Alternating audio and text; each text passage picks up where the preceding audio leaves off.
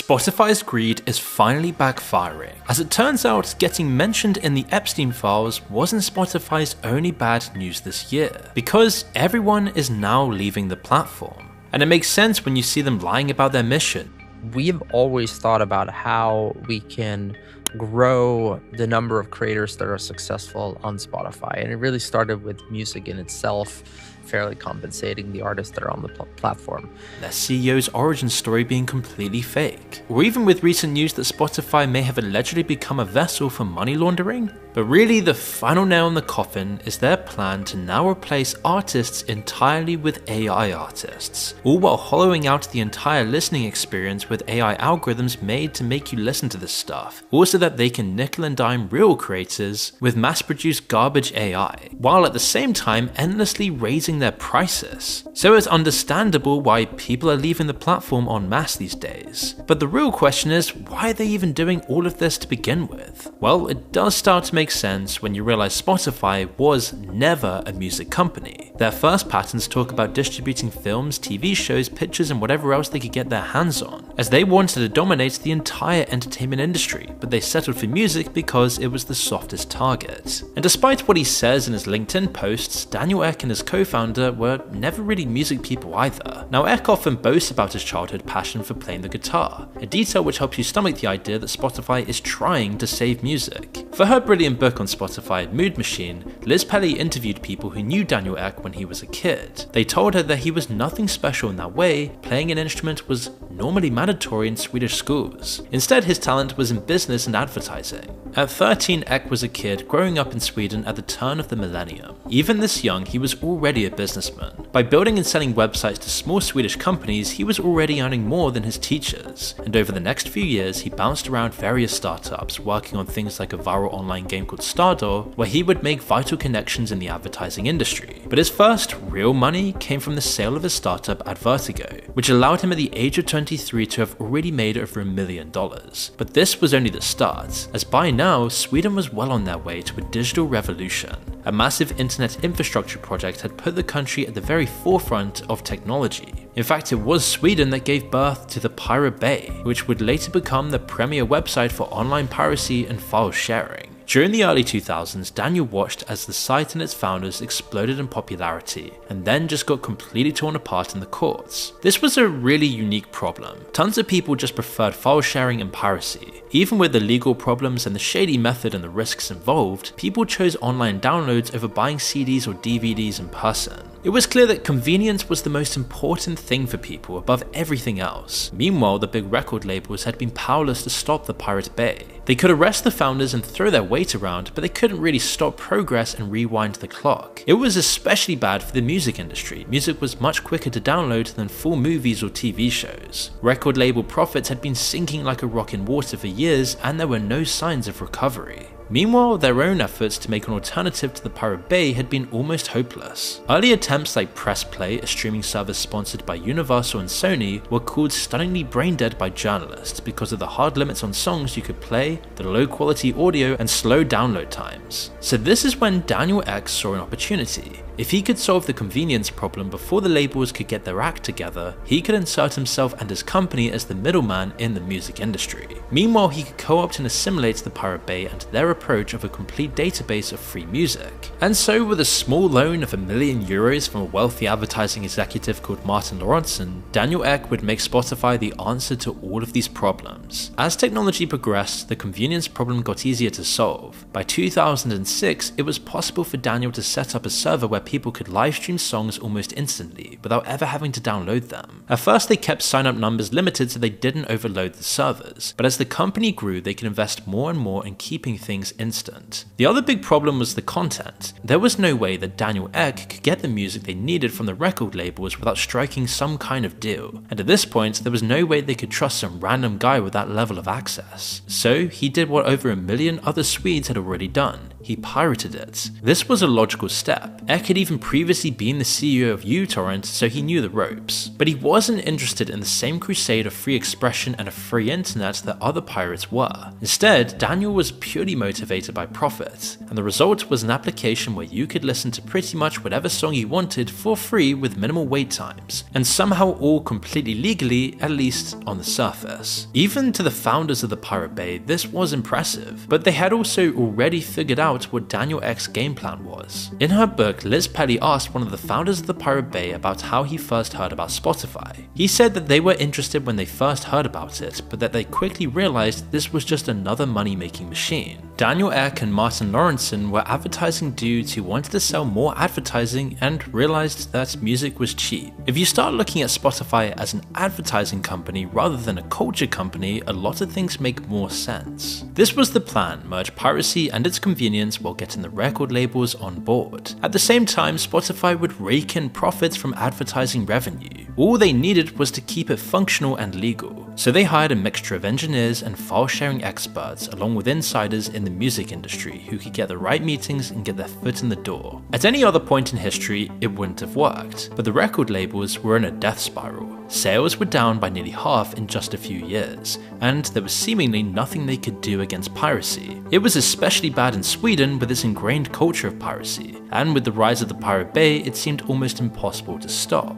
Seeing this, Daniel Eck knew he had some leverage. At first he appeared like an unassuming Swedish businessman who seemed to offer the music industry the solution to all of their problems, an answer for how they could maintain their control. But whatever it took to destroy the Pirate Bay, they would do it. Yet it took a lot of convincing, and at first they started small, giving only Spotify crumbs while taking a massive chunk of the company in exchange for legitimacy. An initial deal gave a consortium of major record labels 18% of Spotify, along with a share of the ad money and even a deal for royalties per stream. The experiment worked, and soon Spotify was growing incredibly quickly in Sweden, while rolling out to other countries around the world. These launches meant separate deals each time, and one of these was leaked to the press, and it showed Spotify were willing to pay out tens of millions of dollars for just 1 year of access to the legit music catalog. But they didn't care. It got their foot in the door, and Spotify went from nothing to making millions almost overnight. And suddenly, places like the Pirate Bay weren't as necessary anymore, and now they could be finally taken down once and for all by the music and Hollywood industry. At the same time, in the early 2010s, there was excitement around Spotify. People legitimately thought that they were saving music, that they had created a legal way for people to enjoy music streaming without destroying the music business and hurting artists. In reality though, Spotify had just figured out a way to pass those 50% revenue losses off onto the artists, all while taking a cut of the pie for themselves as well. Musicians from Sweden already knew this. They had already experienced being an artist on Spotify. Magnus Uggla, a well-known and popular Swedish artist, described his experiences in a blog post from 2009, comparing what he got in 6 months of Spotify revenue to, quote,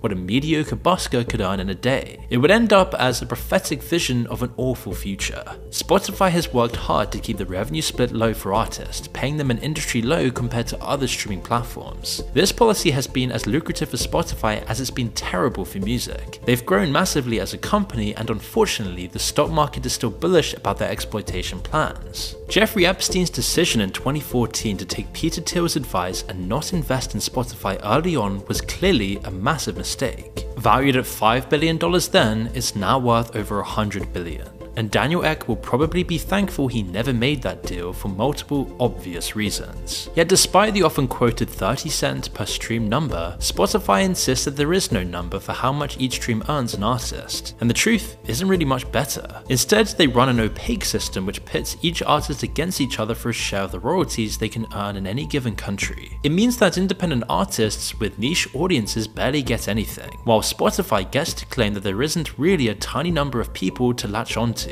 It's a psychological tactic. Spotify even raised the amount of streams you need to get paid to 1,000 in 2023. But even this is too much for them. Spotify would much prefer to not pay any royalties at all, keeping the revenue completely to themselves and their record label buddies. This is why recently Spotify has been doing something under the radar, something hidden away that hasn't really been spoken about by anyone. they've been funding so-called ghost artists, who are anonymous freelancers who get paid pennies on the dollar to make generic, easy listening music for Spotify, which then means Spotify can fill up mass playlists without having to pay normal artists for their work. Although not often spoken about, the scandal even began all the way back in 2016, when the industry website Music Business Worldwide reported on a strange set of songs and artists it had found in some of Spotify's fairly new chill playlists. They described a small set of artists who seemed to be completely made up by Spotify, but were still getting hundreds of thousands of plays on the platform. Spotify vehemently denied the allegations, but clearly they had been experimenting with the idea. And by the next year, more ghost artists and ghost-written songs were discovered, and more denials then came along from Spotify. Quote, "We do not and have never created fake artists and put them on Spotify playlists. Categorically untrue, full stop," they said. But the evidence begged to differ. MBW next identified the source of the songs, another Swedish company called Epidemic Sound, who would pay artists to make stock and background music. Quote, "We know for a fact that Epidemic-owned songs under fake artist names are being added to Spotify playlists with uncommon regularity. These songs were also getting pushed far more often and appearing far more frequently in playlists. It was almost like Spotify had some kind of financial incentive to do this, so that they didn't have to pay out royalties." Spotify kept on denying these claims until eventually they began ignoring them instead. Meanwhile, they ramped up ghost song production over the next 5 years and filled playlists with them, to the point that they began outnumbering real artists on some official playlists. By 2022, labels specializing in these ghost artists had gained billions of streams on the platform. Billions. Problem wasn't with the quality of the music itself, the people behind these songs were still talented artists making good music. Instead, the problem was with pretty much everything else. Over time, playlists have become a very key way for Spotify users to listen to music. They're often the reason Spotify's 500 million users aren't willing to switch platforms, even when their favorite artists pull out or the CEO starts funding murder drones. They have too much time invested in the playlists they've made. Often established artists aren't big fans of playlists. Instead of getting to tell a whole story with a mix of emotions or an overall meaning, their songs then get split up and packaged with others just like them.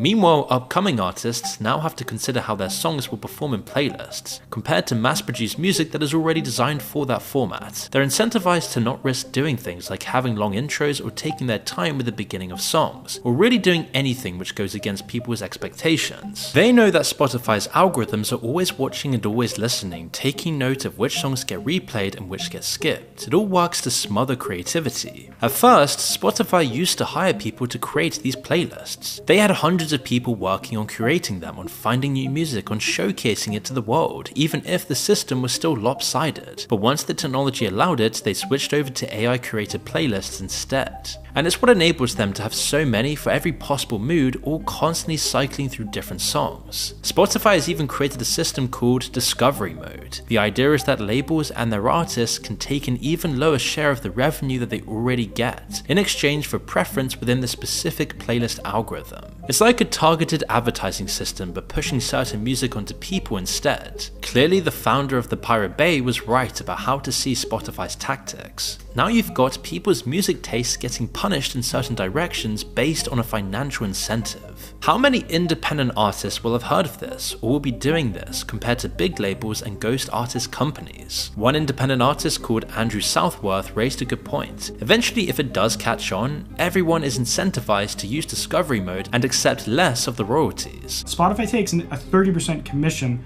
on these additional streams that they're getting for it. It doesn't cost anything up front like marquee or Facebook ads or something. When everyone's using Discovery Mode, it's effectively like no one having Discovery Mode.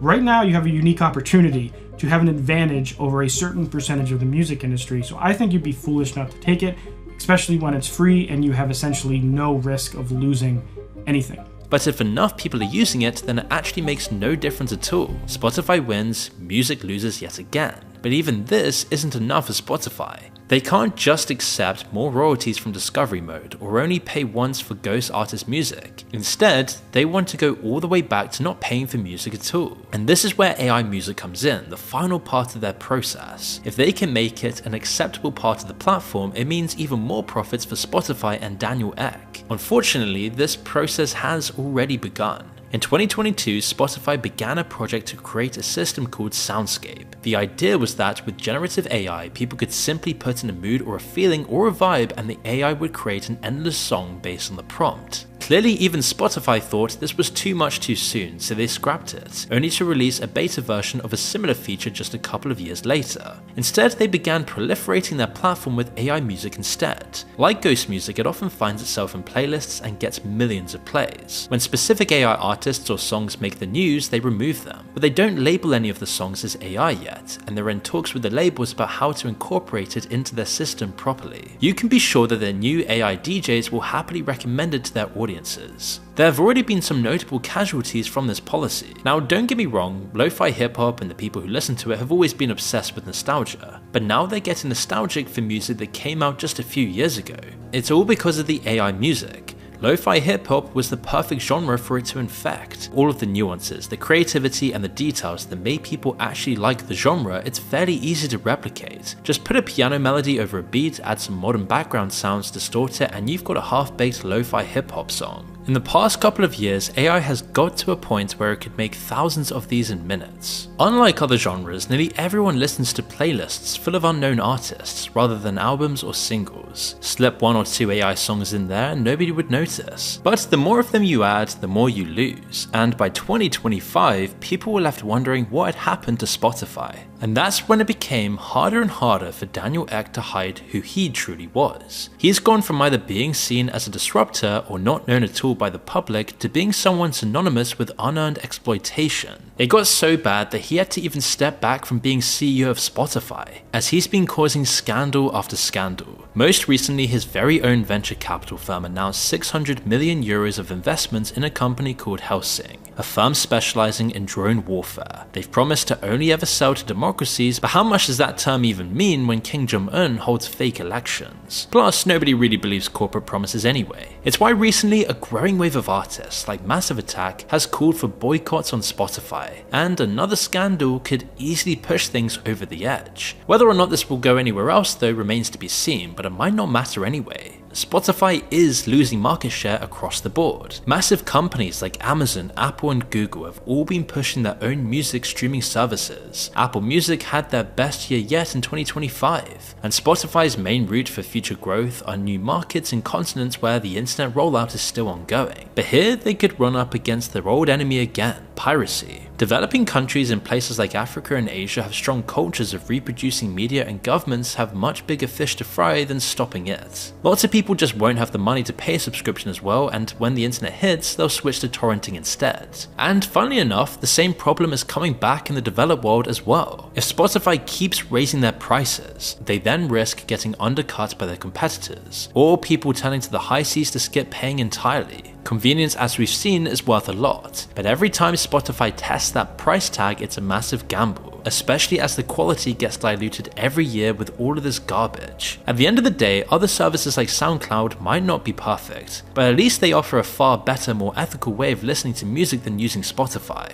Lots of apps now also let you transfer your playlists, and if people continue to find out about this, it means the barrier for switching will become lower and lower. Really, none of the options are perfect, and everything other than going back to vinyl seems like it's exploiting someone. But Spotify's plan to become the worst one around really doesn't seem like a winning strategy, and if they carry on like they are, then they deserve to lose everything.